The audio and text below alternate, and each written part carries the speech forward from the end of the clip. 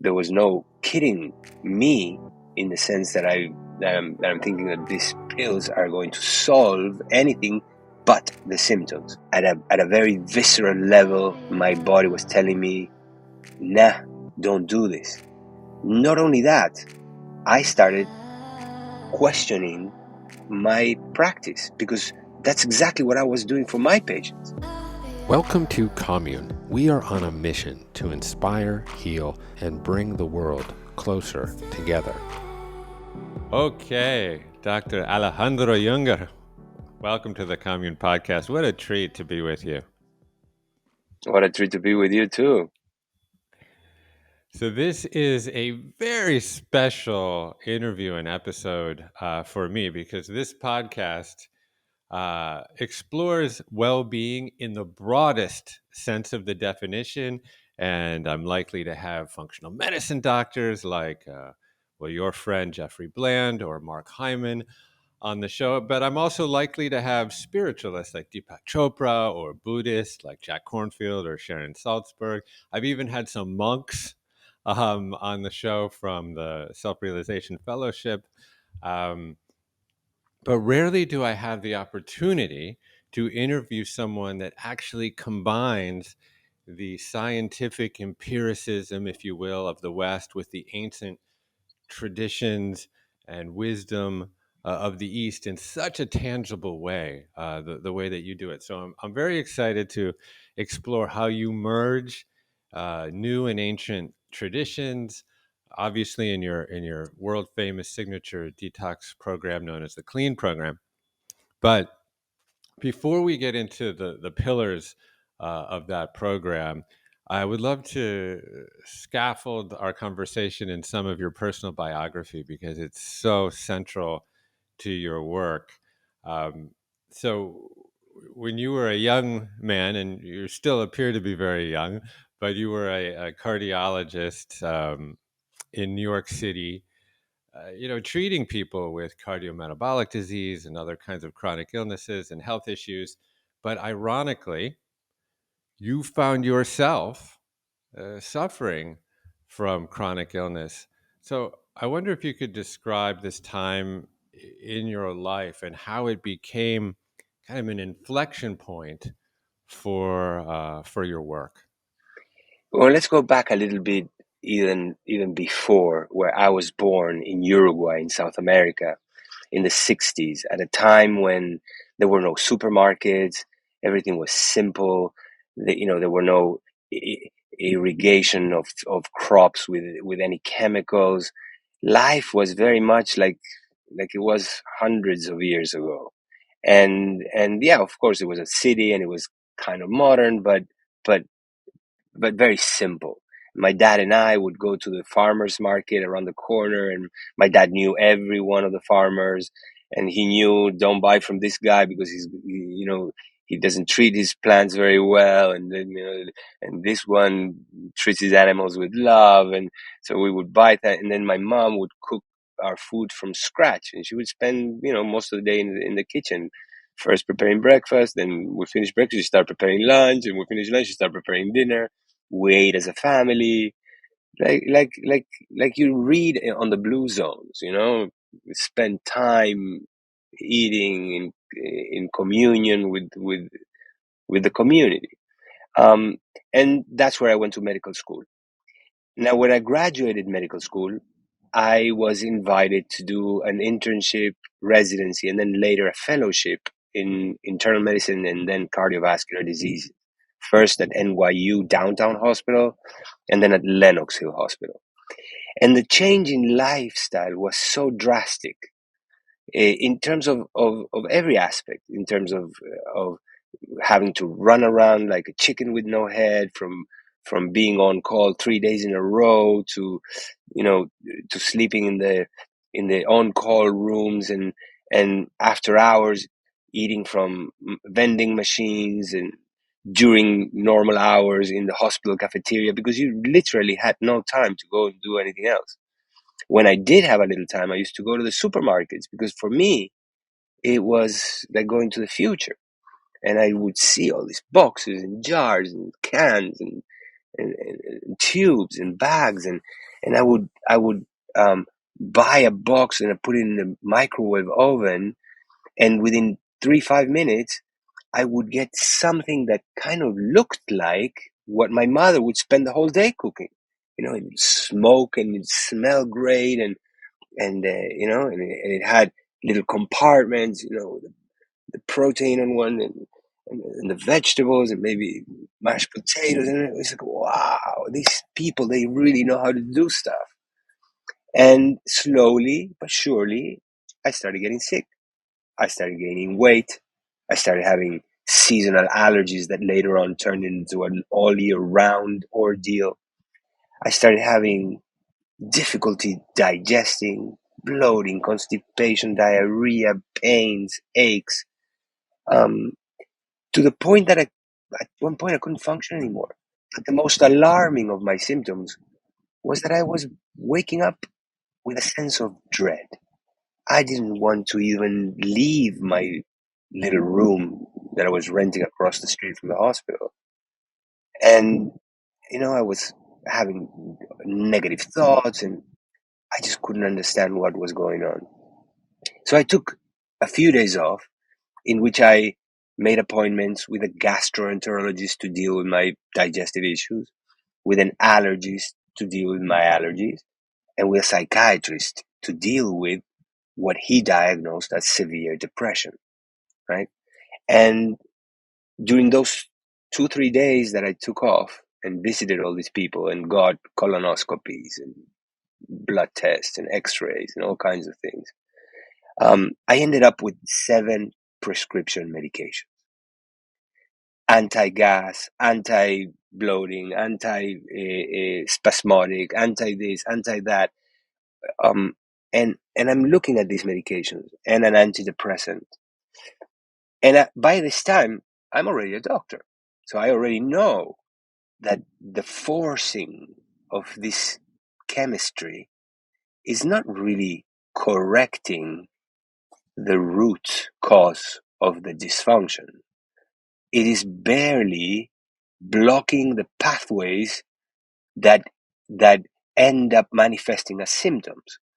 So if you have pains and aches in your belly and you give a chemical that numbs the nervous system, then you may end up without the pain. But the reason why the pain was there is not even addressed by these medications. And I knew this very, very clearly. There was no kidding me, in the sense that I'm thinking that these pills are going to solve anything but the symptoms, and it just didn't make sense to me. At a very visceral level, my body was telling me, "Nah, don't do this." Not only that, I started questioning my practice, because that's exactly what I was doing for my patients. When you give somebody an antiarrhythmic, when you give somebody an anticoagulant, when you give somebody a cholesterol lowering pill, you are not addressing anything at the root. You're not resolving the problems. You are just masking their cry, their their their communication with you to tell you that something is wrong. So I decided not to take medication, and I said I'm going to find a different way. And I started with my most concerning problem at that time, which was my depression, my mind.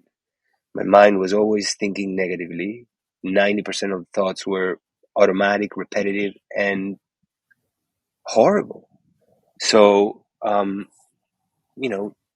first I used to go to Barnes and Noble in Union Square, which is 5 stories, and then in the last floor there was the psychiatric section and the coffee shop. So I was, you didn't need to buy anything. You just went, grabbed as many books as you wanted, and took Yeah. them, bought a coffee, sat down in those little sofas there, and just I cruised spent a away. lot of time. I know that Barnes and Nobles, and I know that cafe very well. So Yeah. we might have overlapped. So I was avidly looking for an explanation to the fact that I wasn't really choosing my thoughts. They were just popping in my head. And if I had a choice, I wouldn't be thinking them. So then who was thinking them? Who was choosing these things to appear in my head, which were so devastating to me? It played with my emotions in such a negative way. So, and I couldn't find an explanation in the DSM um, catalog, of psychiatric diseases, right? So, but every now and then, I used to find a quote that somehow gave me some hope of understanding, and I would go and follow the referrals from where that quote came from. And slowly, I started moving, following these these quotes and where they came from. I started moving from the psychiatric section to the psychology section, then to the self-help section, and then I ended up in the Eastern religions and philosophy section, where one day a book fell in my hands, opened up to a section that was uh, titled Meditation.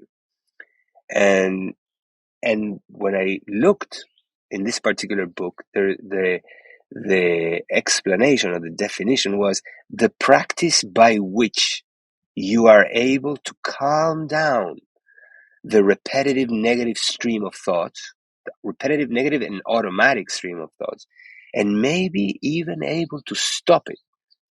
And that's when I said, oh my God, how come, first of all, this is not a concept in psychiatry.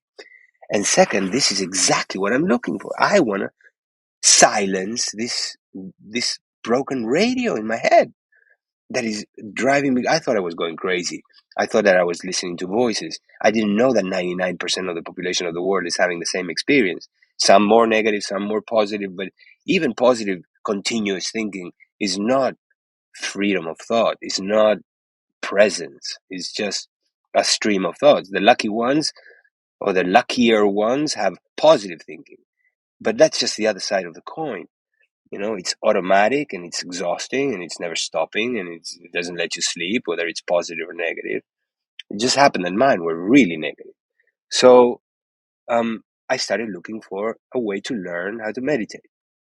And eventually I ended up in an ashram upstate New York in the Catskills, where I had an encounter face to face with the guru in this ashram, Guru Mai. And in this encounter, which now I understand was very special because it was one-on-one, and that doesn't happen too often. She's always followed by hundreds of people. She basically ended up smacking me on my chest and putting me in a state which I understand now as a synopsis or a preview of enlightenment. My body completely dissolved. I was not this. I was everywhere. I was everything. I merged. You know, I read about it now, and it's what Eastern philosophers and Eastern religion teachers called cosmic consciousness. Well, that when they described that was very similar to the experience that I had when she smacked my chest. And when I came back,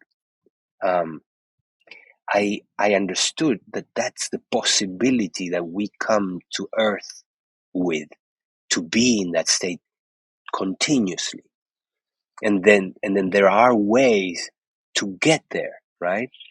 And and from that day on, my life took a different course, and I stopped wanting to be a famous cardiologist that invented some new cardiac catheterization and balloon technique, which is what had in mind at that time. To invent some new balloon angioplasty technique, and and and and I focused on becoming thought free and fully present.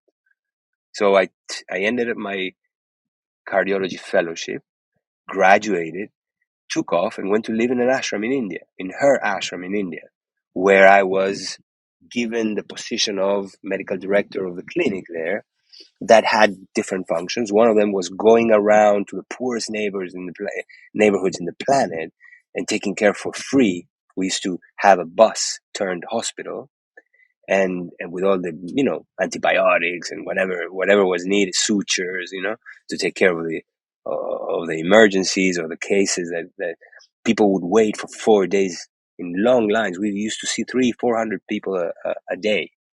And then the other function was to take care of the population in the ashram, which was consisted of a lot of Indian people, but a lot of foreigners that came there to study yoga and meditation, and a few monks.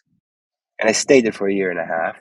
And there I was exposed to Ayurvedic medicine, Chinese medicine, chiropractic medicine, meditation, hands-on healing, Reiki, because there's a lot of forward or thinking or open-minded people coming to this ashram, and a lot of them were professionals, and a lot of them were health care professionals of all kinds of schools of medicine and healing. So I was exposed to their way of thinking, and we used to do round tables, right, with the patient present there, and the Ayurvedic doctor would say what he thought, and the Chinese medicine doctor would say what she thought, and then sometimes I had to intervene and said, no, this person needs to go to hospital right now because he's probably having unstable angina, right?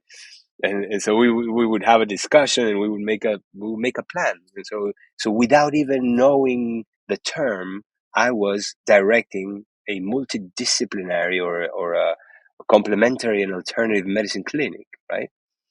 And that's where my mind just was blown wide open. Then I came back to the United States, and I went back to the hospital system, and I started getting sick again. Every advance, every benefit that I had achieved in terms of my personal health in the ashram by eating, vegan food cooked with love, and chanting when you cook, and meditating and doing yoga, and I hadn't resolved all my problems, but I had gotten significantly better. Everything went out the window when I entered the cutthroat, conveyor belt medicine system in the United States, where I was hired by a big cardiology practice that only cared to be profitable, and that translated in me seeing a patient every 7 minutes. And I started getting sick, and I started actually getting sicker than before. And at that time, a friend of mine that I had seen 10 days before stopped by my house. 10 days before, he's the usual movie producer from Hollywood, drinking coffee all day long, reddish skin, reddish nose from so much alcohol, stressed out of his mind, grayish eyes, just not looking healthy, bloated. And this time I opened the door, and I just almost fainted from the shock of seeing the transformation on this guy. He had glowing skin, soft, and the white of his eyes were really wide, and he had debloated completely to the point that I thought he had plastic surgery. He had lost 10 kilos, which is like 22 pounds in 10 days. And I said, "Wow, what happened to you?" And he said, "Oh, I went to a detox center." I said, "I didn't know that you were into drugs." He said, "No, not that kind of detox." Uh, I said, "Well, what other kind of detox is there?" He said, "Well, you know what? I don't know how to explain. Come, hop in my car." And we went 5 minutes or 7 minutes from where I was living in Palm Springs to a detox center where he introduced me to the people there and the owner there, who was from Argentina, and we hit it off and we spoke the same language. And so I said, "Well, what's going on here?" Because everybody was glowing. The longer they were there, the higher the frequency of their glow. So she said, "Well, eh, this is a detox center." I said, "What do you mean detox center?" "Yeah, we give people juices and colonics and oh my God, what are you talking about, right?" And he said, "Listen, just let me show you. Why don't you try the program? You don't even need to stay here. Just come during your lunch hours. I'll give you the juices. Come at the end of the day. You'll have a colonic. I'll give you the supplements, and then judge for yourself. And within 10 days, I had even better results than the friend that I just described.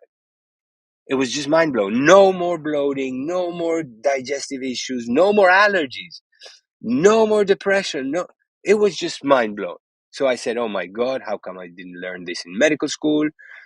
Can I be your student?" She said, "Yeah, sure." But she learned her stuff from books like Arise and Shine, and Arnold Ehret's Mucusless Diet, and the kind of books that some people would consider hippie-ish, right? And it was a little bit hokey pokey, but you cannot argue with the results. So I kept, digging in, and then suddenly I found Jeffrey Bland in the Institute for Functional Medicine, and then everything started making sense. Right? So I could then explain biochemically, physiologically, and anatomically everything that I was witnessing that looked like hokey pokey. I said, "Whoa, wow, this is real science," and I just never looked back. Wow.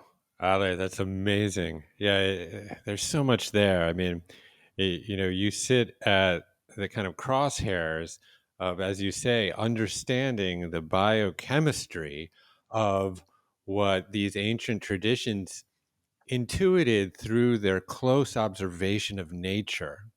But then you've been able to layer on a empirical understanding of mechanism on top of this science or this understanding of life, and it's fascinating. I'll just mention that my grandfather was a cardiologist, and uh, and at 57, I remember him calling my father, and he said, "I'm quitting cardiology," and my dad said, What are you going to do? You've been a cardiologist all your life. You spent tens of thousands of hours on your craft." He said, "I'm becoming a gypsy violinist." And I love that.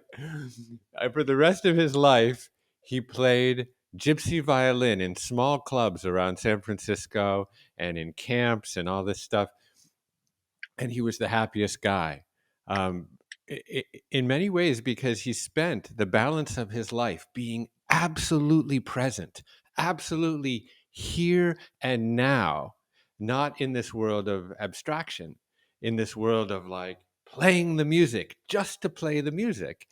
And you talk about your experience with a glimpse of samadhi, if you will, that feeling of integrated consciousness, when the experience of what it's like to be you and the experience of the world just completely yoke and fuse, and there's just the world. That's it. And very few people get a taste of that. But when you do, it is absolutely epiphanous. You And can you can't untaste it. that's right. That's right. And, as you say, so many of us right now are suffering from what is known as monkey mind, where, thoughts are like branches and we're just swinging wildly from branch to branch. One thought, another thought, here, this thought, that thought. And, and this is one form of toxicity. We get barraged by social media and 24-hour news with what is the equivalent of chemicals and preservatives in food, but we're getting it with Which information. which which by the way, Ayurveda, which is a 5,000-year-old science or art, makes no distinction between the, the toxic thoughts in your head and the toxic thoughts in your body and the toxic chemicals in your body. Everything is under the umbrella of Amma, right? And That's and right. and toxic thoughts, toxic emotions, toxic molecules are all considered a family. Yeah. One part of your book and your work that um, honestly some of my listeners might find somewhat overwhelming, but I promise there's good news on the other side, is the cornucopia of sources of toxicity. Now, you found meditation um, to address um, toxic thoughts, for example, like the second verse of the Yoga Sutras of Patanjali. It says, uh, what is it? Is yoga chitta vritti naroda. Yoga is the progressive stilling of the fluctuations of the mind, right? Um, but I wonder if you could enumerate, just so people can understand, the vast array of sources of toxicity. Um, The air we breathe, the water we drink and shower with, the medications we consume, of which only 10% are the active ingredients, and then there's all these other chemicals that are put there for coloring, for consistency, for to last longer. The cosmetics that we apply on our skin, the toiletries that we use to clean ourselves, the clothing that we wear, the detergents with which we wash those clothes, the furnitures in our home, the paints that we paint our wall with, the plastics that we cover our cars with, that new smell that you get of a new car. This is all off-gassing of plastics. The mattresses we sleep on, in which we spend 30 or more percent of our lives laying down on and breathing the off-gassing of the fire retardants that are constantly emanating into your lungs. But mostly the food-like products that we eat as foods are loaded with chemicals that alone or in combination cause some kind of disruption in your metabolism, in your physiology. They either block hormones, they either activate receptors or block receptors, they damage the intestinal flora, they erode the intestinal wall, they excite the nervous system, both in your intestines and in your skull, and they cause all kinds of havoc that eventually end up forming or manifesting as a diagnosable disease. mm, yeah, it's just somewhat overwhelming when I listen to you bullet point all of the sources of toxicity, because we can do our very, very best to align with nature, to eat organic food, to exercise, and to adopt various different protocols um, to upregulate our immune system, for example. But but these toxins are just ubiquitous um, in our modern. Inescapable in the modern world today. Yeah. Inescapable. Now, having said that, what you just mentioned is probably the most important thing that we can do. When you start eating real foods and not edible stuff, when you start Mm. eating organic, real food, fruits, vegetables, and if you eat animals, then animals that were, caught from the wild, not raised in farms and injected with all kinds of stuff. That is probably the most important aspect of reversing this plane crash that we are in, right? This falling Yeah. plane heading to a mountain to explode, right?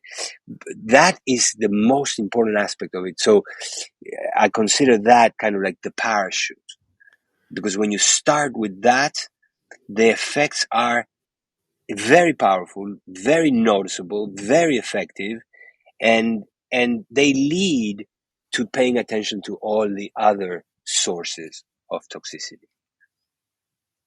Absolutely. And before we start to dissect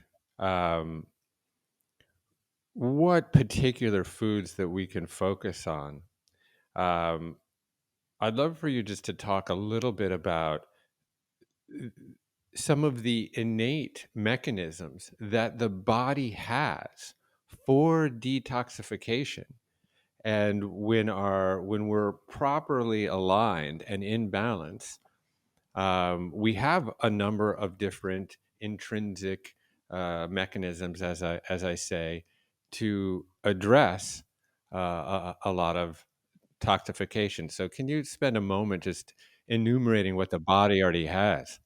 So the life is a toxic and acid forming process. You go for a run, you're creating lactic acid, which in a way is toxic because the accumulation of it will kill you eventually. Now, when any cell, every cell in your body breathes and lives, they are burning glucose within the cycle of Krebs inside the mitochondria, and they are forming as waste products water and CO2. CO2 is dissolved in the blood as carbonic acid. Then when it passes through the lungs, the difference in partial pressures converts it back into a gas and you exhale it. So detoxification is happening all the time. Toxicity, as the creation of waste products of your metabolism, is an inevitable part of living. You're breathing, you're running, you're creating lactic acid, uric acid, carbonic acid, ammonia, homocysteine. All the waste products of your metabolism are continuously being detoxified, right?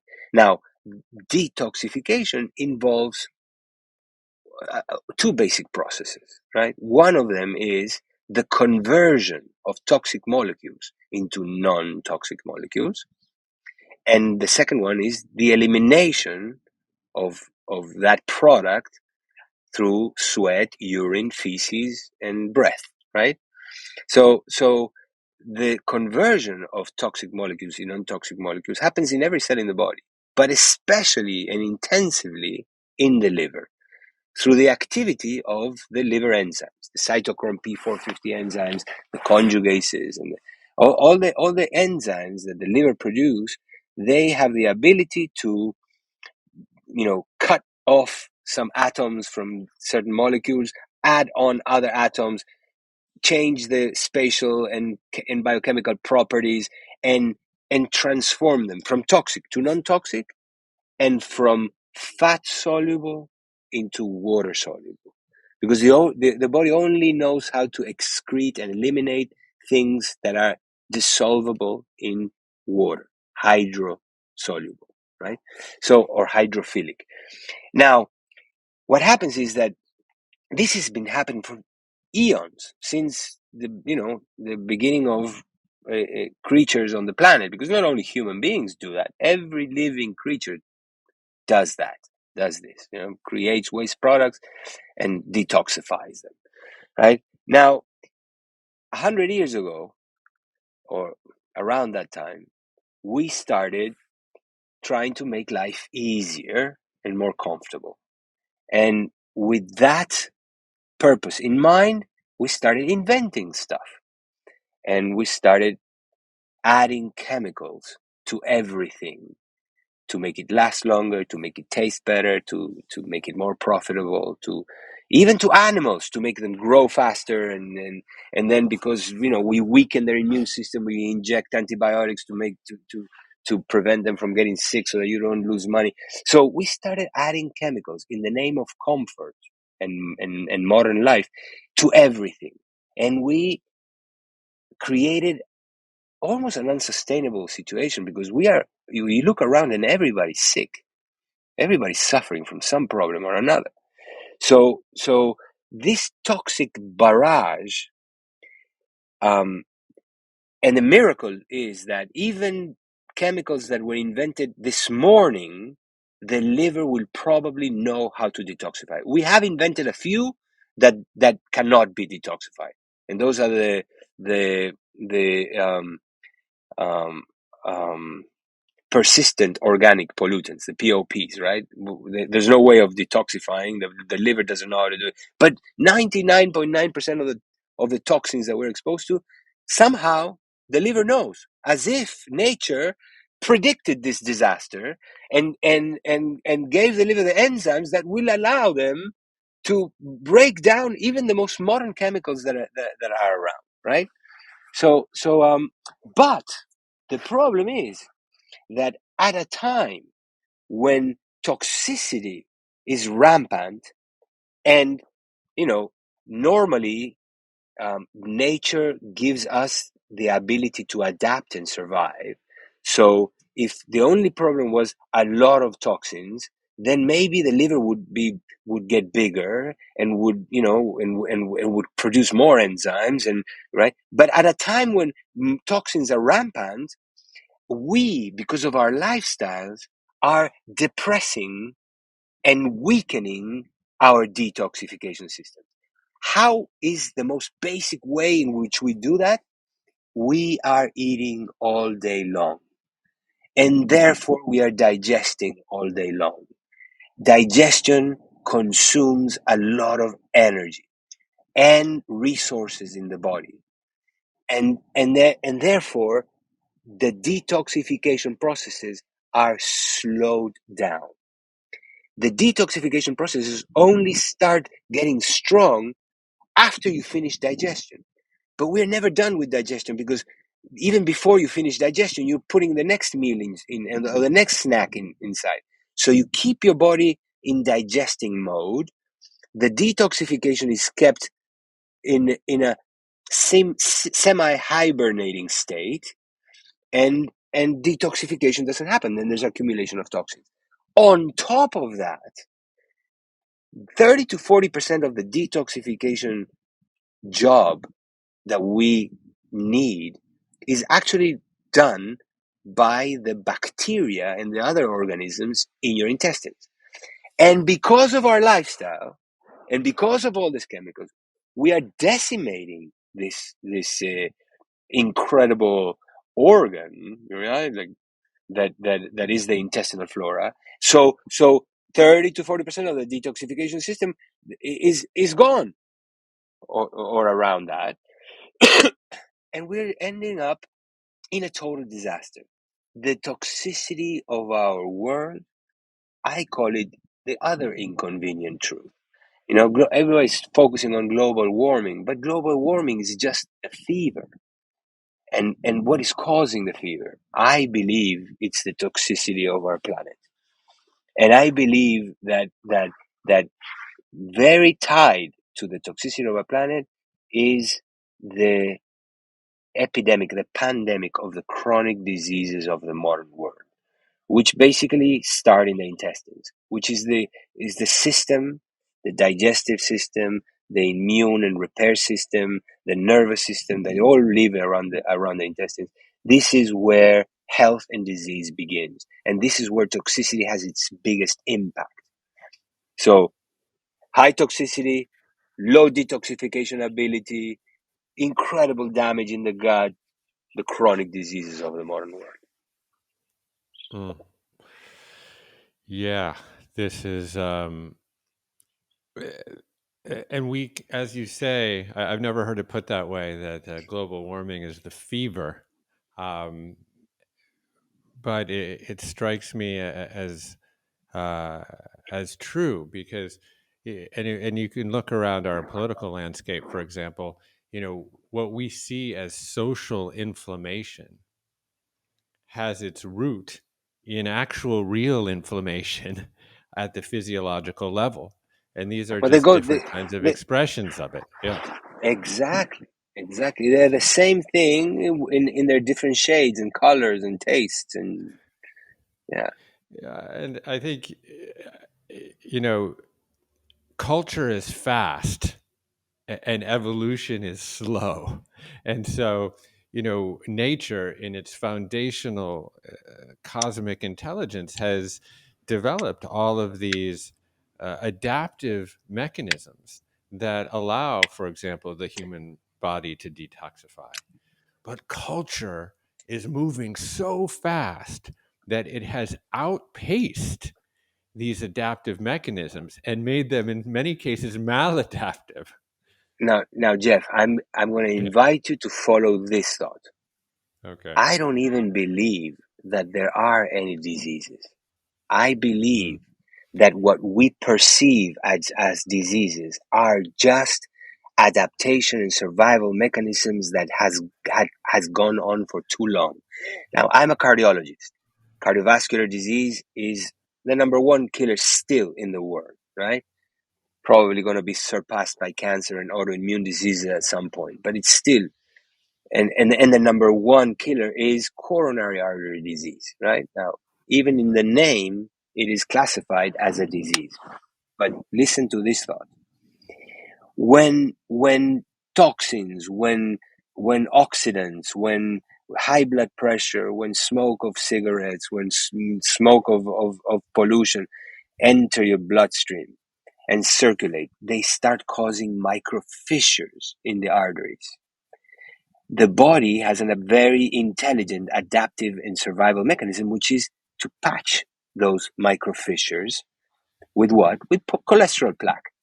Now, Right. if the insult were to come and go, like nature sees all the time, insults coming and going, then No big then deal. just yeah, just like Dean Ornish proved it, the plaque of cholesterol gets absorbed and goes away, and the artery gets healed. But if the insult persists, then the plaque continues depositing. And that survival mechanism, which is the deposit of plaque in your artery, eventually is non-sustainable because the plaque occupies so much space or breaks and causes a blood clot, and it gives you a heart attack. So what we see as the chronic diseases of the modern world are not really even diseases. They are the perfect, intelligent mechanisms by which the body is trying to survive your Mm. lifestyle. Mm. Yes, there is a lot to think about there. I mean, if you were to think about functional medicine as moving upstream to always examine root cause, and you were to go to the bottom of that stream, the lowest place, the ocean, there there's a death event. There's myocardial infarction or something, and that causes the end of life. But if you move up from there, okay, well then you have a series of different symptoms that in aggregate we label as a disease, right?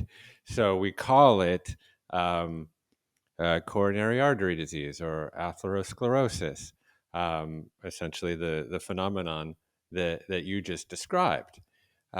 But if we even go up one rung on the ladder from there, there's another set of symptoms that seem less acute, you know, chronic fatigue, brain fog, bloating, constipation, some form of depression, edema, and so, and then if we go up, uh, because many of these, what we label chronic diseases, whether it's coronary artery disease or diabetes or neurodegenerative diseases, these are progressive over long periods of time. And if we keep going up, um, upstream, where we find is that many of these diseases share a common cause or a common set Inflammation. of causes. That's Inflammation. absolutely Yeah. inflammation. And if you look at where inflammation goes from local to systemic in most people's bodies, it's in the gut. Because 80% of your immune system lives within and around the gut, which has a surface of a tennis court, and and that's where inflammation goes wildfire, and that's where most problems begin. Yeah, and it's this disruption of the immune system that's even very connected to detoxification. For example, like in your liver, which which acts as some kind of filter system. So when your blood is going through your liver, it has this unbelievable intelligence to be able to identify that which is toxic and address those toxins with the immune system. These cells, I think they're called like Kupffer cells, and they actually engulf the toxin in a process of phagocytosis.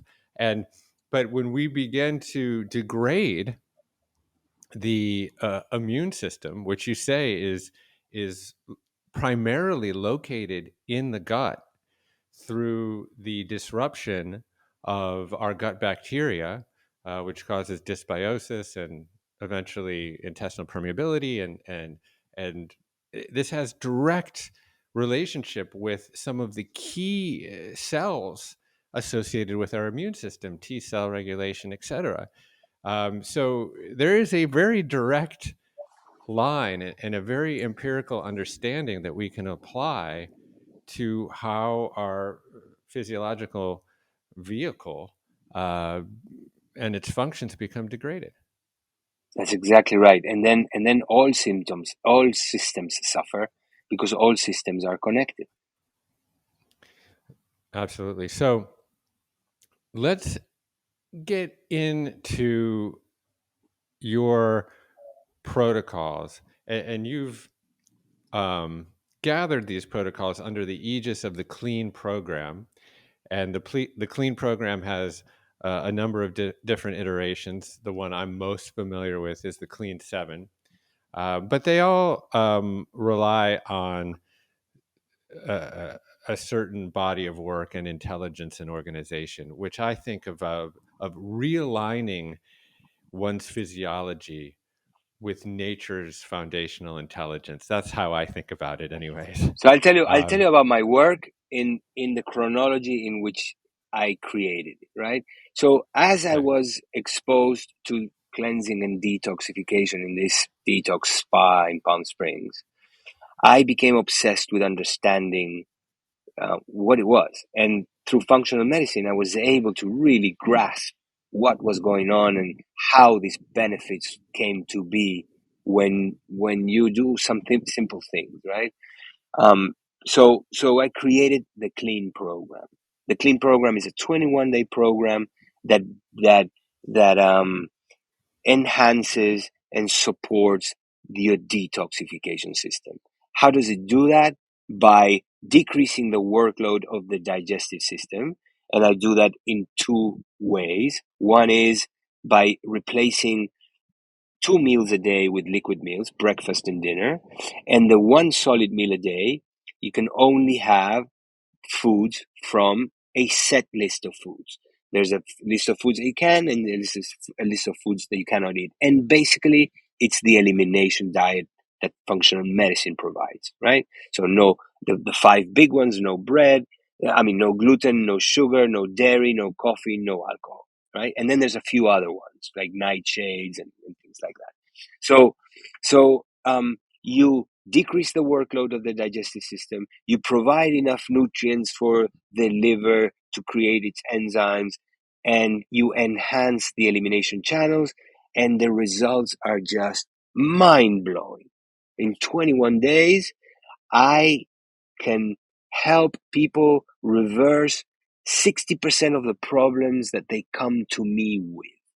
It doesn't matter what they are, from autoimmune diseases to inflammatory diseases of the bones and joints, to cardiovascular diseases, to even psychiatric problems, right? And of course, there's an aspect of re-inoculation and improvement of conditions for the intestinal flora to thrive and repopulate and and shift into a healthier combination, right? Now, when I created the Clean program, I thought I discovered a magic wand because I would put my patients on this, and as I said, 60% of them would go fantastic. But there was this 40% that didn't respond very well or didn't respond fully. And that took me to go back in and say, well, what's the problem with these people? So these people were not only having a backlog of toxicity and the effects of this toxicity, but they were also having a bigger damage in their intestines that we know now as leaky gut or hyperpermeability. And a detoxification program alone did not provide all the conditions necessary for the gut to repair itself. For example, I needed to go a little more restrictive on the diet. For example, eliminating grains, right? Apart from sugar, dairy, gluten, alcohol, and coffee, I also had to eliminate grains to create the conditions for the gut to repair itself, because grains are like sandpaper, and when you eat and imagine your skin is cut, and the skin is trying to heal, and you scratch it every day, you're going to make it bleed again. So it's the same thing that happens in the gut. The gut is skin. It's the skin turned inside. So this skin is scratched, and this skin is now hyperpermeable, right?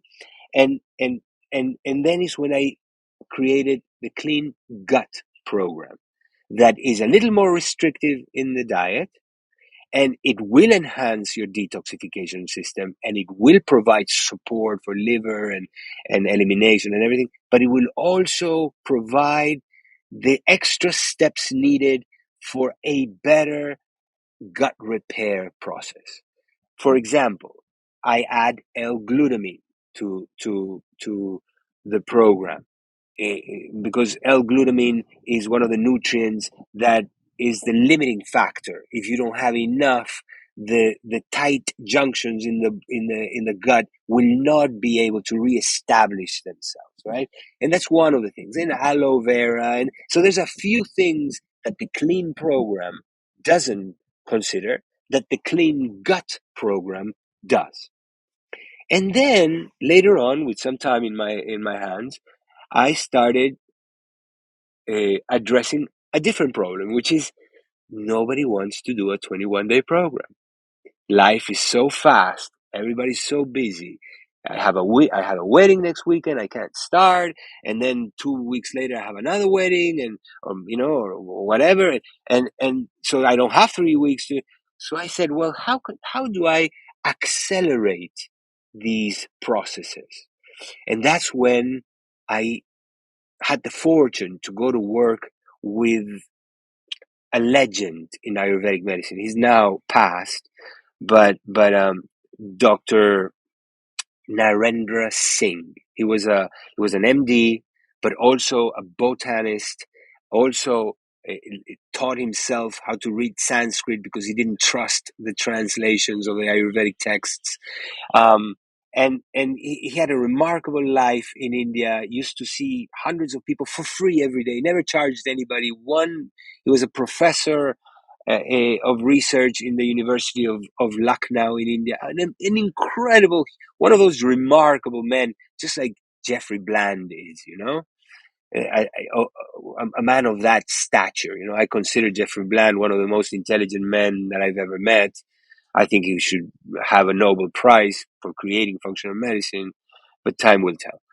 So I had the fortune to sit down with this guy for a few weeks, and for him to simplify certain Ayurvedic principles and practices that he told me, because he read my book. And when I met him, he said, "Oh, this is a great Ayurvedic medicine book." I said, "No, it's a functional medicine book." "Oh, the same thing," he said. So I said, but he said, "But you're missing a couple of things." I said, "Well, what am I missing?" He said, "Well, things could go better if you pay attention to your Ayurvedic dosha, if you use if you use um, adaptogenic herbs, and if you include intermittent fasting within your programs." So that's when I created the Clean 7 program, which is a 7-day program that is a mixture of functional medicine principles, Ayurvedic medicine principles, and intermittent fasting. Amazing. So I interview a lot of functional medicine doctors on this program, But could you give a very concise definition for functional medicine, just so people have some kind of foundational knowledge about what functional medicine is when we talk about it? So functional medicine, I always explain to people, is what would happen. Let's say you grab the best Ayurvedic medicine doctor, the best regular doctor, right? And you teach him how to think like an Ayurvedic medicine doctor, then you'll have a functional medicine doctor, right? So it's the reorganization of science and medical principles, and it's the reorganization of all this knowledge. Functional medicine sits on the shoulders of Western modern medicine. It uses all its knowledge, all its biochemical, physiological, anatomical, all this knowledge, just reorganized in a way in which you respect bio individuality. You respect or consider not only different organs, but the whole body as a combination of systems and within a system, right? So the environment and everything counts. So really, it's medicine 2.0. It's the way that medicine should evolve and is evolving. In when I went to medical school, I was taught in the divide and conquer mode, right? And so after medical school, I became a cardiologist, and my one of my best friends became an ophthalmologist, and another guy that I know became a hepatologist, and then there was a nephrologist, and everybody took a little piece of the body and got specialized and never even talked to anybody again and anybody else. The nephrologist doesn't talk to the cardiologist, doesn't talk to the gastroenterologist, doesn't talk to the pulmonologist. Everybody's doing their own thing, like as if we were a collection of isolated islands, which are the organs.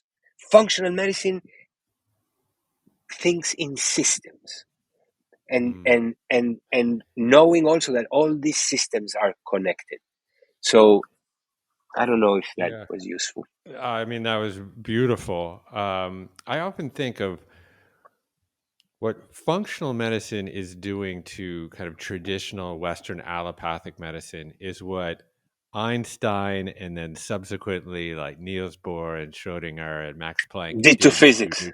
did to Newtonian physics. Exactly. Yes, Where yes. we used to think of Newtonian physics, anyways, as this linear, mechanistic worldview of kind of often shown in the world of billiard balls, but where one thing leads exactly to another. And if you can just isolate the one mishap and address it with something, well, then you can address which the course which of gave me physics. the idea of calling functional medicine quantum medicine. Well, that's it. And I think what we're realizing, particularly in after the Human Genome Project finished its work and only discovered that we have about 20,000 genes, more or less as much as a fruit fly, um, how are we producing all of these different proteins? Hundreds of thousands of proteins in the body, for example. And with these arising fields of study like epigenetics and neuroplasticity and greater understanding of the microbiome, we are learning that the body doesn't work in a simple linear mechanistic way. You can't just isolate a very particular problem like the overabundance of low density lipoproteins and then just throw a statin at it and hope to actually cure anything. You can, as you say, mask certain symptoms. But now we are slowly moving into this whole systems thinking, or what is known as kind of systems biology. And obviously, Jeff Bland was a pioneer in that. But even before that, you had Linus Pauling, who did win a Nobel Prize, and Who was yeah, Jeff Bland's teacher, right? that's right. That's right. And started to understand this idea of orthomolecular medicine, of how all of these systems work together, and started to even understand this notion of like epinutrition, which is Yeah, yeah. fascinating. And Uh, eventually we're gonna add to that salad all the spiritual aspect of life, which functional medicine considers but doesn't go much into, right? By which I think we're going to really come to a whole understanding, because when human beings become completely present, they defy the laws of physics. They defy the laws of biology. I mean, Christians believe that Jesus Christ used to be able to see, to make the blind see, or the cripple walk, right? Um, I think that that's not just a metaphor. I think that is true. I think that there are people at given points in life, in the world, that become so fully present that they actually are able to bend the rules of physics and biology, and cause these apparent miracles, right? There's plenty of examples in the Eastern world, with gurus that cause all kinds of healings and uh, appear in two places at the same time, and things like that. yeah, Babaji.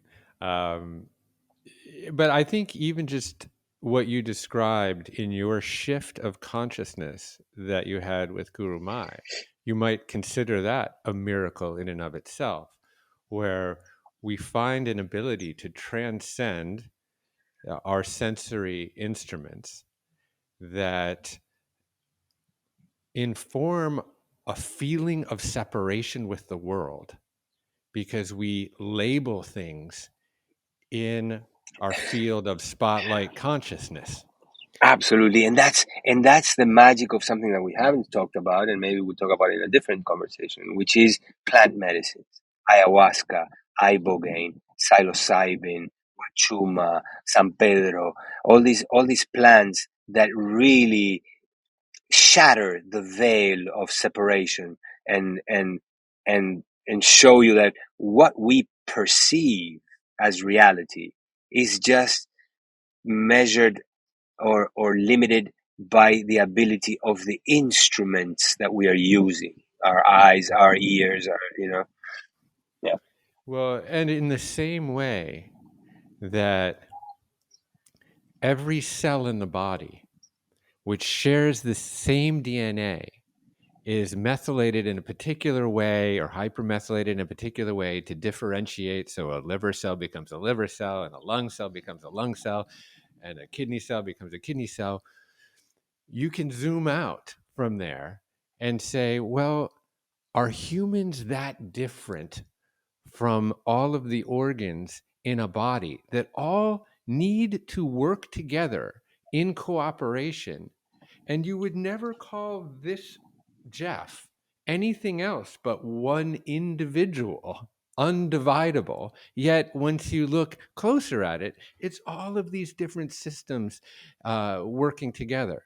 And I think these moments of Satori or Samadhi or Christ consciousness or unity consciousness is a individual's recognition that we are all one thing, that we are functioning within an interdependent, connected universe that the Buddha described as Indra's net. Yeah. To that, comes to mind the work of Gurdjieff.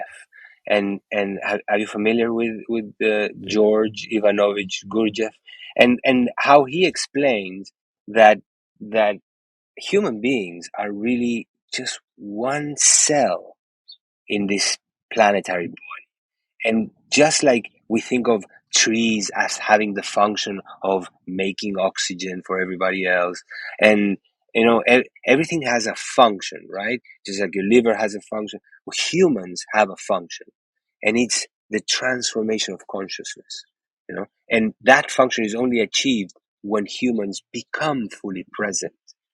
And in the world today, in the modern world today, everybody's so busy thinking, oh, I'm an architect, I'm a doctor, I'm a rapper, I'm a this, everybody thinks they're so unique and so different. But in reality, we're here as a little converter of energy, that we convert the oxygen that we breathe, the impressions that we take in, the foods that we eat, and the connections that we create.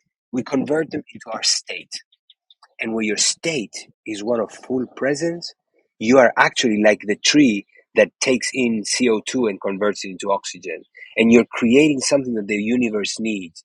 And the universe is in such lack of that now, because all these little cells, the 7 billion cells, they're only counted in your hands, the ones that are actually fulfilling their function in that way, that's, right? that's right. So we live in a disaster.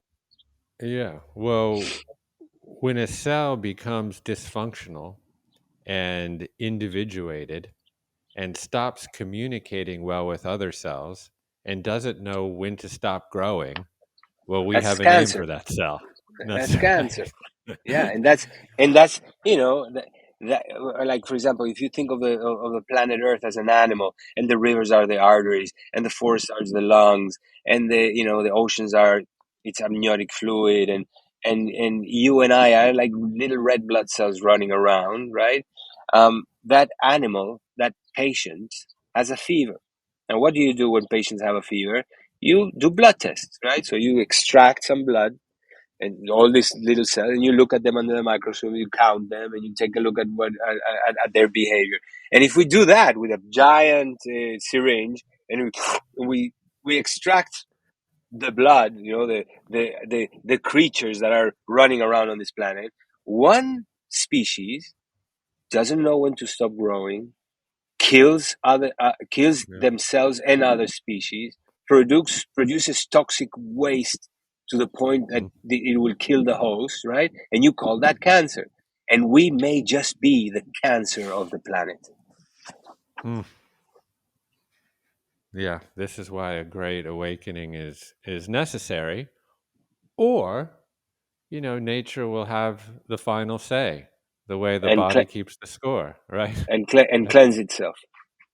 And cleanse itself. That's right. Yeah, So I took us on a detour there.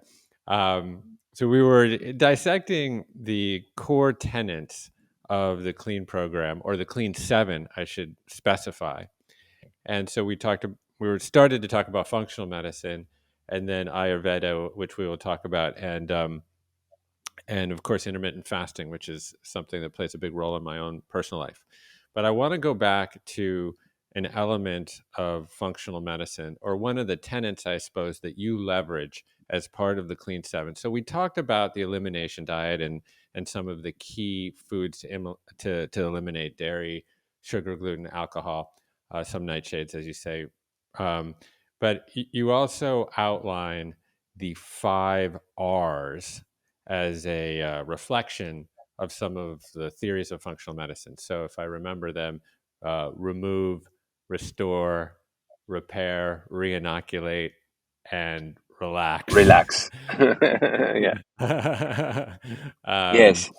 so maybe you could take us quickly through the 5 R's, and what role they play. Sure. In functional medicine, we say that when you remove the obstacles and you restore wherever is lacking, everything corrects by itself, right? So those are the two Mm, first R's. You remove the obstacles. What are the obstacles? Or the toxins that we're exposed to. How do you remove them?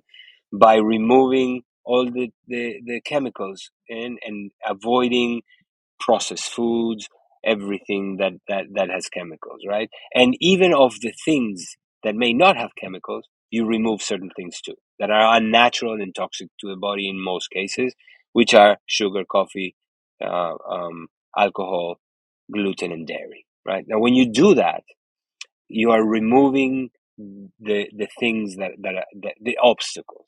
Now, what are you restoring? You're restoring the good nutrients, right? So you eat real foods, you eat organics, or food, of course, but real foods. And I like to simplify it for people. You have all these very smart, way smarter doctors than me that can talk about the 200 polyphenols and all the differences, but I like to make it simple for people. I tell people, eat real foods as provided by nature, and eat the rainbow. Eat every color that you can find, because every color has a different polyphenol or groups of polyphenols, and the entourage effect of all of them are going to really benefit you, right? So that's remove, restore, re-inoculate.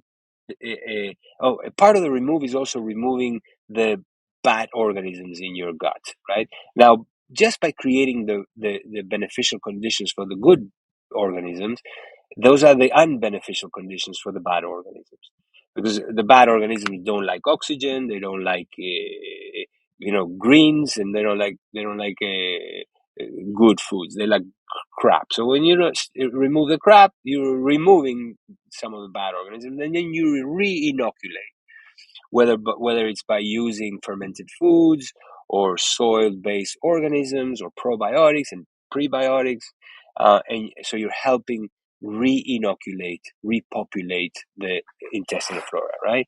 And then you have repair, right? And for repair, there's a few things. Of course, with good nutrients, you're going to enhance the immune and repair mechanisms. You're going to also rest the body, right? Rest digestion, rest the body in general, rest the mind, allow for the repair mechanisms to work at optimal conditions. And then the last one is relaxation, because as you began this interview, talking about stress and the different effects that the monkey mind has. Um, Stress is the biggest toxin that we are suffering from, and that leads to all the other toxins. Because when you're stressed, you have poor choices and poor practices, and you don't take care of yourself, and you don't take care of anything. So relaxation is a crucial necessity in the planet today. Hmm. Yeah. I mean, you talk about the mind body connection. It isn't even really a connection because it's just really one thing. But, what we're suffering from, what I call kind of the greatest non consensual psychological experiment in history, which is Facebook and various other platforms like Twitter and etc. We know very well that this chronic stress that is coming from our overuse of media platforms and the attention economy is triggering this trophic cascade in which our HPA axis, uh, the kind of primary endocrine axis in our body, is going into chronic overdrive. And we are producing these hormones and neuromodulators, and that, Yeah, and that we, has been amplified by social media and Facebook and this and that. But I don't even blame that 100% on mm, the, because when I came to the United States, there wasn't any Facebook, there wasn't even computers. I mean, and internet, and the same thing was going on. yeah. Now it's amplified by social media, but I don't think that was the beginning of it. So the seed for stress was already germinating I th- even I think I prior. think Yeah. I think the seed of stress is our inability to be present. It's Mm, you know it's the exile from the Garden of Eden. It's a metaphor for us not being present, because we are in the yeah, Garden of Eden, and we just not smelling the roses. that's right. We need to go find a Bodhi tree. Um, Okay, let's move into the ancient world of Ayurveda. Um, could you give us a succinct summary of Ayurveda for people who are not familiar with it? Imagine if it was possible that God itself, or nature, or the intelligence itself, could get somebody who's in a trance and inject or download the information into their brains so that it's translated into words of how things work, and how energies are formed and interact, and how nature heals, right?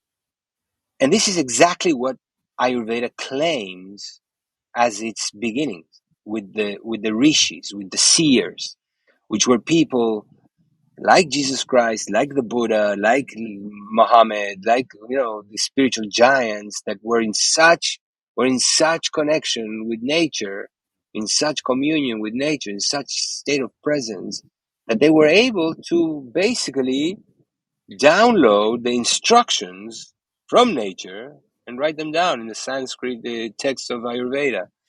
And that's how I think of Ayurveda. Hmm, beautiful. Um, that in these Vedas and in the Upanishads, there is a system of what we call medicine um, that seeks to treat and integrate the body, the mind, and the spirit uh, in a holistic approach, and taking into account all of the things that we've um, touched on. Certainly movement and diet and meditation and breath work, etc.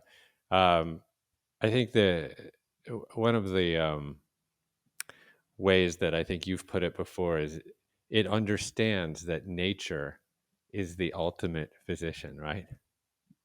Well, it is. It is. When you cut yourself, um, you just sit down, if you will, and watch for days, and you would see how it fixes itself, right? Um, the body has the ability to repair itself, to heal itself, and so, I mean, where is that intelligence coming from, right? Right. And it's the disruption of nature that impedes our body's ability to heal itself and creates disease. So, can you explain the concept in Ayurveda of ama? Ama is toxicity. So it's anything that hinders the optimal functioning of nature, right? And it could be in thought, in emotion, in action, in molecules, in toxic molecules, right? So it's all the low vibration influences in the body, whether they're physical, mental, emotional, or spiritual, and they're all under the same umbrella, and they're considered to be resonance uh, of they have a resonance affinity. One brings the other. If you have toxic emotions, you're going to crave toxic foods. If you eat toxic foods, you're going to have toxic thoughts, because by resonance, similar frequencies attract each other, right? So they go together. So I see this a lot when I put people on the clean program, on the clean 7 program. They tell me, "Oh my God, I I not only feel better in my body, but I'm thinking better. I'm having less toxic thoughts. I'm having less, anger, and more patience, and more compassion. I get along better with my kids." These are what the people that do the clean and the clean 7 program tell me. And what's the explanation? Is that, first of all, we eliminated toxic foods, then we eliminated toxins from the body, and that leads people to attract less toxic emotions and toxic thoughts. They all go together. Absolutely. And now, of course, you can understand that principle um, at a very empirical level if you want to, you know, unwind how the consumption of sugar, for example, disrupts the gut and leads to intestinal permeability, which then leads to inflammation, and that inflammation then moves through the body and into the brain, and all of a sudden you're irritated and you have brain fog and you can't sleep and you have poor memory, and you wake up the next day, or you don't wake up because you've been up all night, and you start to make very, very poor decisions, and you're irritable, and you start yelling at your kids. I mean, it's not a mystery how all of these things are connected. To me, it's very clear. I mean, I can see the links Yeah, one after the other. yeah, absolutely. So the other concept in Ayurveda that you um, describe is Agni. So can you describe Agni and the relationship between Ama and Agni? Agni is the fire, right? Agni is the fire. In Ayurveda, it's very much related to the fire of digestion.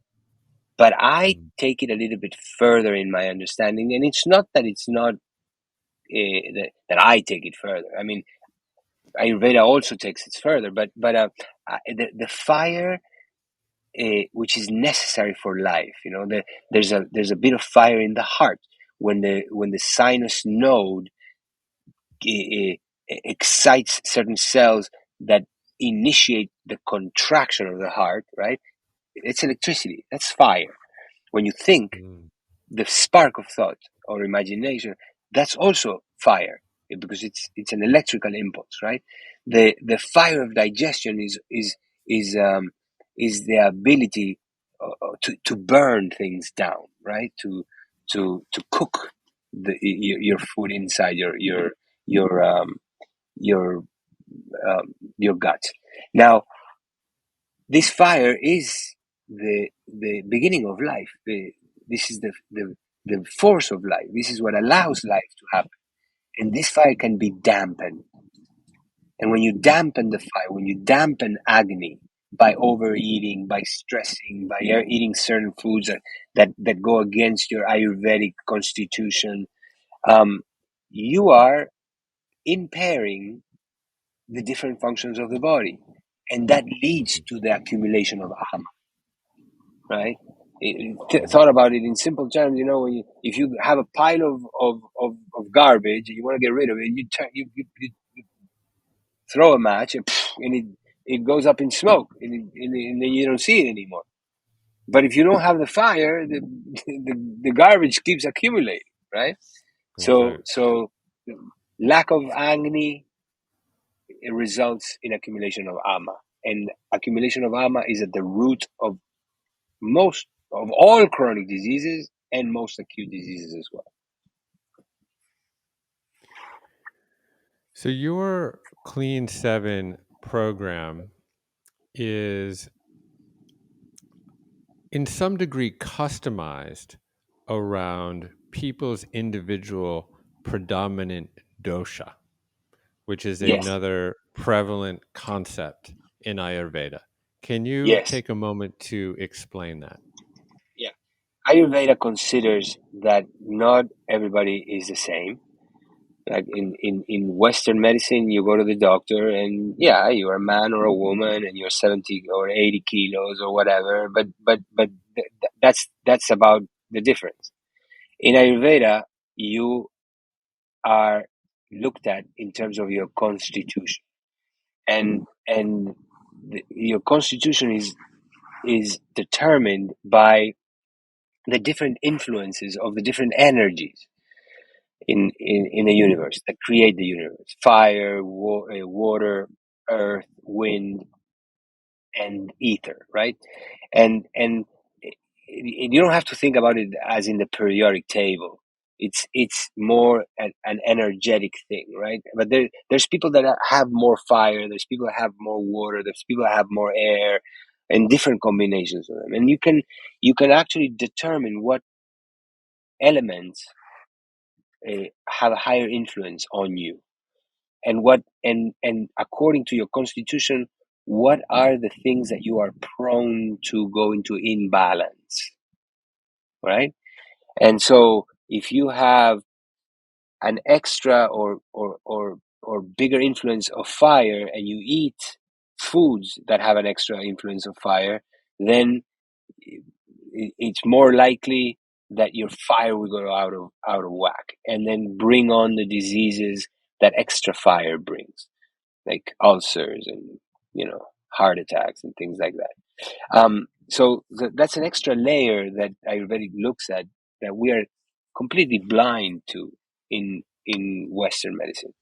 And it all sounds very poetic, and fire and water and whatever, but I've seen it work incredibly effectively when you actually consider it in terms of what you're doing for people and instructing people to do.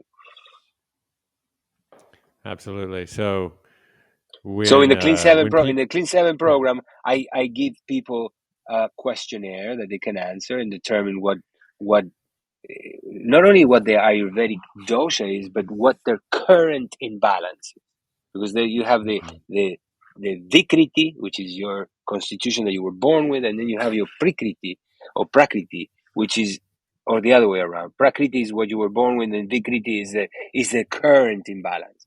So you right. determine what the current imbalance is, and if it's an excess in fire, you are going to avoid all the things that will blow the fire up.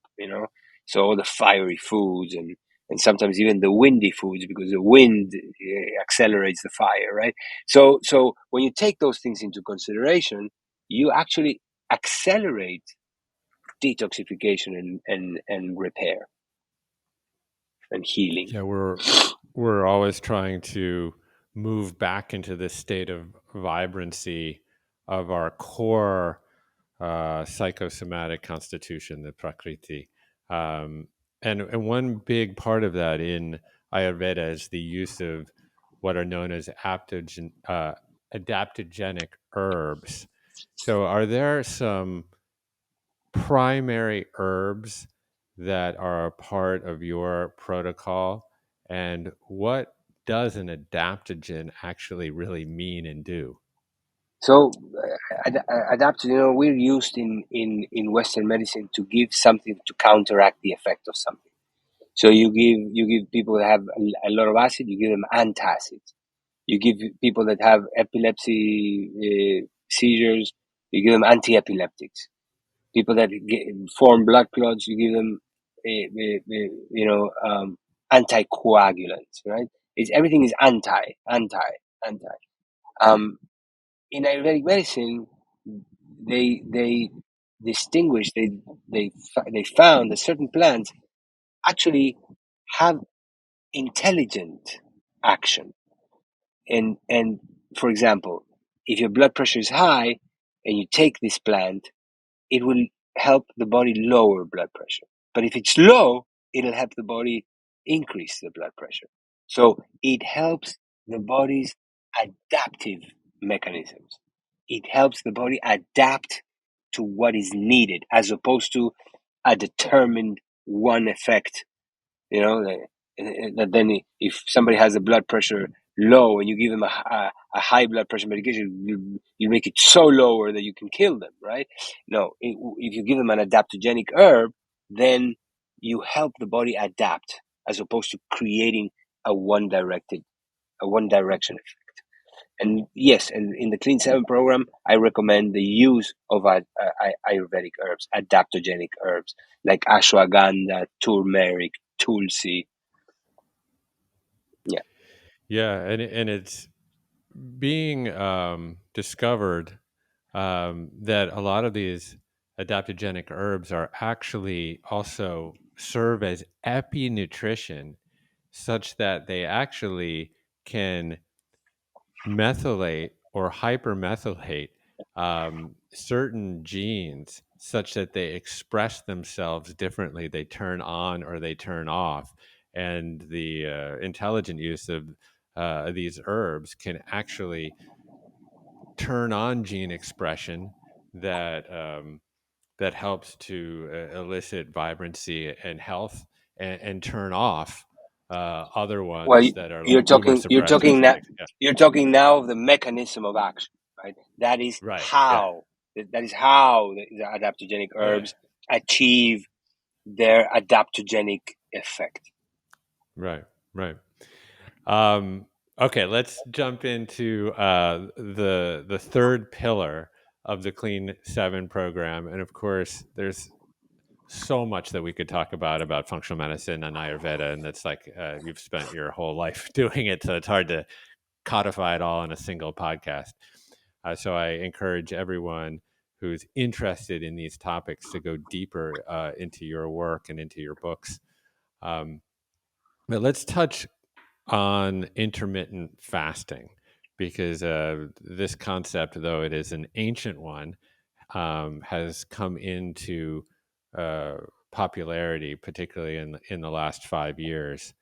Um, what is Why is fasting important? First So of all, again, I like to simplify things. You know, you can, if you want the difficult concepts, you can go listen to Dave Asprey mumble about these things to exhaustion using difficult words, and all the, you know, all the geniuses in functional medicine. I like to very simplify things. First of all, fasting has been around for thousands of years, and all the spiritual giants in the world have incorporated it into their spiritual paths.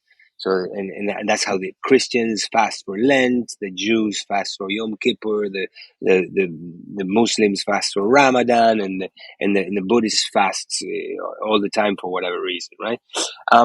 So why would they incorporate these things if they were not beneficial in some way? And maybe the benefits that they're thinking about are more in the spiritual realm, right? But even simpler than that, if you look at nature, you see that animals in the wild that are living in the way that nature designed them to live, eating in the way that nature designed them to eat, and when nature designed them to eat, they don't have refrigerators and supermarkets where they can have access to munching all day long. They have to go and look for their food and catch it and find it and eat it. And nature imposed periods of fasting. The more complex the diet of the animal, the longer the periods of fasting are. For example, animals that are meat eaters eat less often than animals that are plant eaters. So you can see in nature that intermittent fasting is just part of life. And we are probably designed to live that way too. And all the new discoveries and all the shock, you know, the protective proteins and all the things that, you know, that all these geniuses are talking about as proof, you know, are just the result of us going into a mode of functioning that is more according to the original instructions of this instrument that we're given. That when you live according to nature, things work better. And according to nature, we should be intermittent fasting. yeah, of course, all natural systems, upon any degree of inspection, have periods of growth balanced with periods of repair and restoration, right? There's a bounteous harvest, and then the stalks and the leaves fall to the ground and decay, and fungi, pulls their nutrients and builds up soil. And then, nature promises a spring with every winter, right? And we can see that in our own physiology. There's wakefulness, which is a time of growth and activity.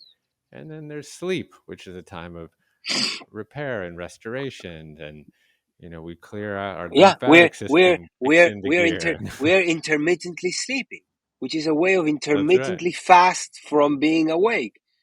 And That's right. we should be intermittently resting our intestines and not. I think that breakfast, lunch, and dinner is killing humanity. Yeah. Well, it's a construct. And it's funny, I know you talk about this in your book, but I had dinner, quote unquote, last night with two young women who were spent the year in Germany. And they said, yeah, well, we don't really eat dinner over there. We just kind of had toast and tea. And I was like, oh, that's interesting. And they were like, oh, and we were having these bigger lunches. And I was like, well, it sounds like the families that you were living with were much more in tune with a lot of our natural rhythms, because, our bodies are more able to metabolize protein earlier in the day, et cetera. And we want to, as part of my practice, I try to um, put a 3-hour window between the last bite I put in my mouth and the time I go to sleep. So when I actually enter sleep, I have finished digesting and all of the energy that you say that goes into digesting, and my body can begin to then reallocate energy towards restoration and repair. So we've covered functional medicine and Ayurveda and intermittent fasting Intermittent fasting. as the three pillars. And when you combine all of them, the results are better than when each one is used individually. That's my experience. Beautiful. Well, I am a big fan, and I find that the Clean 7 is such an accessible way for people to disrupt very deeply ingrained habits in a way that is honestly not Machiavellian. You can do it and you can see and feel the results. And Jeff, one of the things that I want to do is I want to send you. I because of what I realized also is that people don't have the time many times to go to the supermarket and create their own recipes and do their shakes and do their things. So I created a company that created a kit that has everything that you need, all the shakes, all the supplements, all the teas, right? I want to send you one of those so that you can try it and do it yourself, because it's an incredible tool that people have to actually accomplish a program like this, that even though it's only 1 week, for a lot of people is difficult, to prepare their own things, right? So I'm going to ask Nicole to send you one and for you to try, and then another time And we'll talk about your experience with brilliant. Well, I can't wait to continue our conversation, and we can talk about sweating and colonics and enemas and counter bathing, which I hot and do every cold. day, hot and and cold.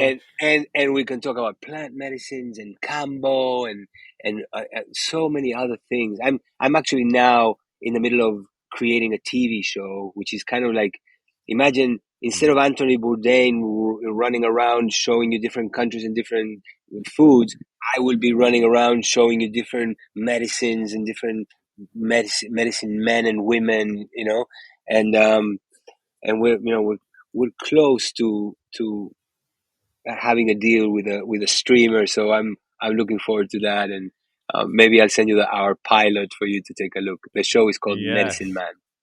I love it. Well, that is a project whose time has come 100%. Yeah, Uh, Dr. Alejandro Junger, thank you so much for devoting so much of your precious time today and just for all your work. You are a portrait of curiosity. You keep asking the questions why, and you keep going deeper, and that's on full display. So thank you for your thank spirit and you, your thank you effortness. for having me. Thank you for everything, Jeff. I look forward to meeting you in person soon. Okay, mwah. Ciao. Hey, thanks for watching. If you like this interview from the Commune podcast, then click subscribe and check out this video right here.